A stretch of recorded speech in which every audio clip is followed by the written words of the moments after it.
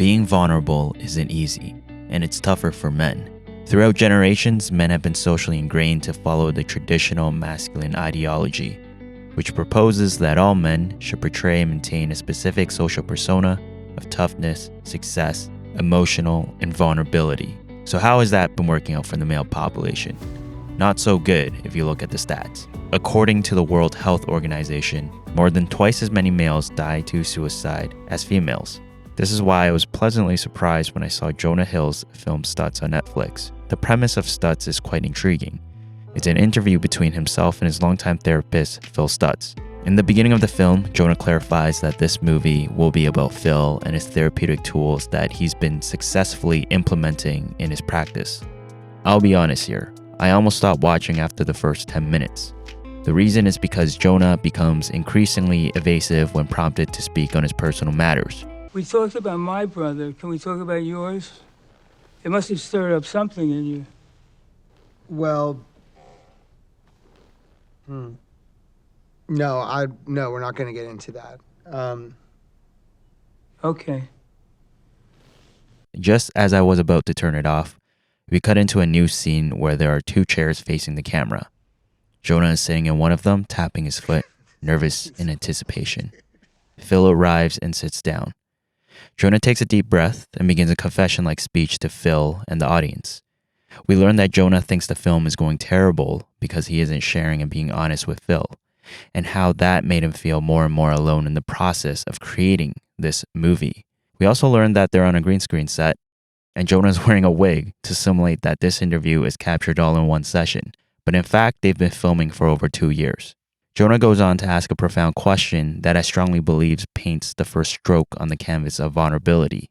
But what I got to was like, why am I like hiding behind perfection? Why am I hiding behind a facade instead of letting you in on it? This scene is a pivotal turning point in the film, because up to this point, we see a guarded Jonah who refuses to let Phil and the audience in on his personal pains. But if you think about it, this whole film doesn't make sense if it's just focused on Stutz's therapeutic tools. But the nature of Phil's practice, Jonah and Phil share a very vulnerable relationship.